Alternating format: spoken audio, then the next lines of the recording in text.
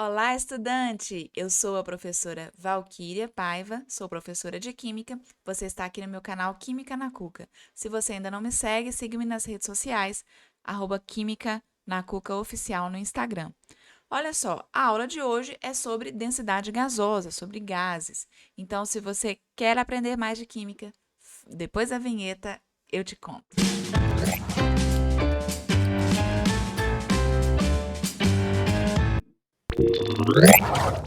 Falando então sobre gases, densidade gasosa. Se você ainda não for inscrito no canal, deixe seu like, inscreva-se e vamos para a aula. Densidade, né? A gente já sabe como que calcula. Densidade é a relação entre massa e volume de uma substância. Porém, nós devemos nos lembrar que para o caso dos gases, o volume de um gás ele vai variar em relação à sua pressão e a sua temperatura. Então, em função da sua pressão e da sua temperatura. Por exemplo, se nós aumentarmos o volume, nós acabaremos diminuindo a densidade de um gás. Se nós diminuirmos o volume, aumenta a densidade do gás. Então, o que a gente percebe? A densidade do gás vai variar. Só que isso aqui não está muito claro nessa expressão de densidade comum, né? Então, nós precisamos fazer algumas inferições, algumas conclusões aqui com esta relação. O que é? Nós concluímos que a densidade vai depender do volume.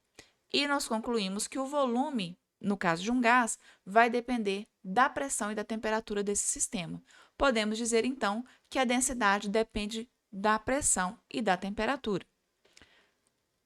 Como nós faremos para deduzir a relação entre densidade de um gás e a sua pressão e temperatura?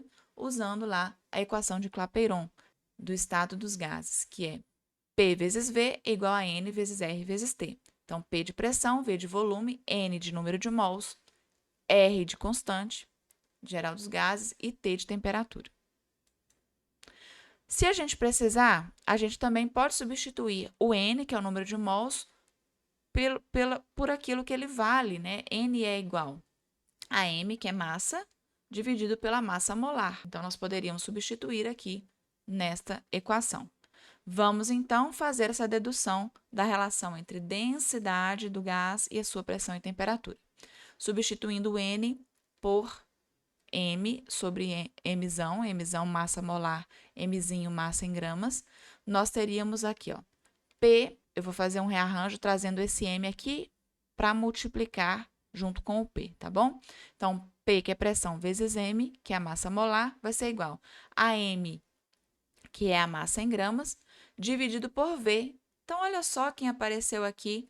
M sobre V, na verdade, é densidade, vezes R vezes T. Então, eu posso substituir M dividido por V por densidade. Substituindo, ficaria assim. Pressão vezes massa molar é igual a densidade vezes R, que é a constante, vezes T.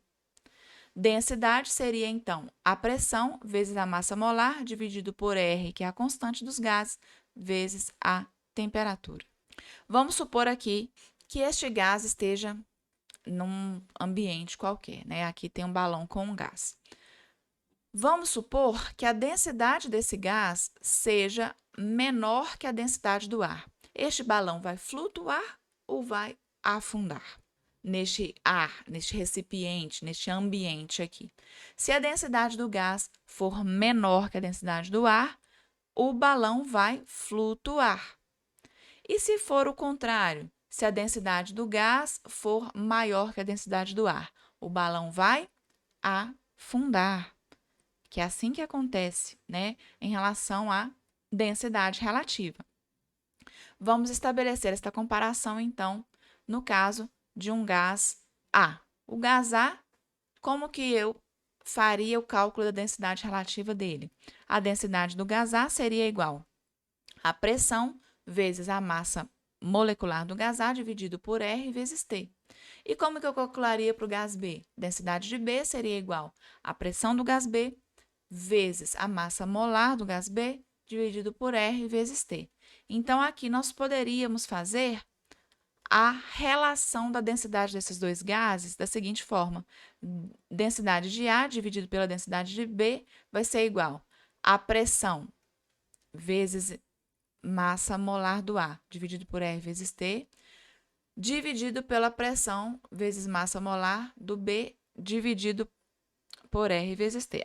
Que a gente pode sair cortando um monte de coisas que vão ser iguais. Pressão com pressão, temperatura com temperatura. Constante dos gases para os dois que vai ser igual. Então, nós concluímos que a densidade de A, a relação da densidade de A com a densidade de B, vai estar diretamente relacionada com a massa molar do A dividido pela massa molar de B. Então, é assim que nós fazemos a relação da densidade de dois gases, sabendo isso em relação ao ar, né? Então, é muito comum a gente medir a densidade de um gás comparando ele com a densidade do ar.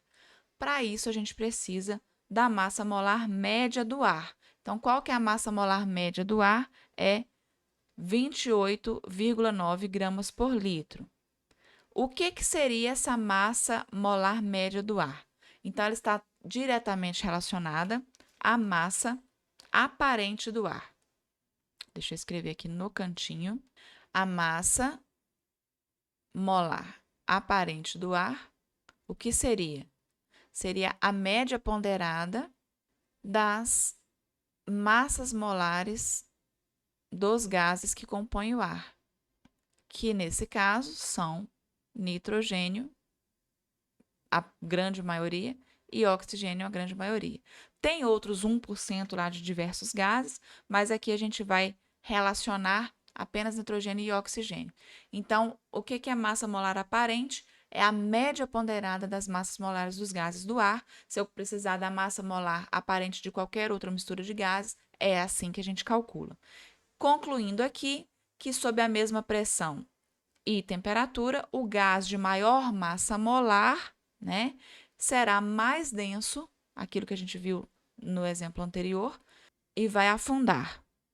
E, no caso, aquele que tiver a menor massa molar será menos denso e vai flutuar. Essa foi a nossa aula de hoje sobre densidade relativa dos gases. Espero que tenha compreendido. Qualquer dúvida, deixe um comentário aqui. Um molde, beijos da professora Val.